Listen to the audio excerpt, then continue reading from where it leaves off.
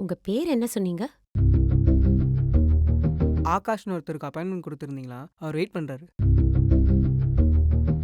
Sunday வரந்தானா Monday வரந்தானே பொம்பளை புள்ளனா காலங்காத்தால எழுந்து குளிச்சு முங்கணும். அப்பதாங்க நாளே நல்லா இருக்கும்.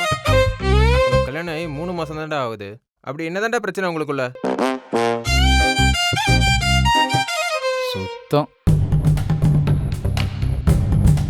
ஒரு உண்மையை சொல்லவா?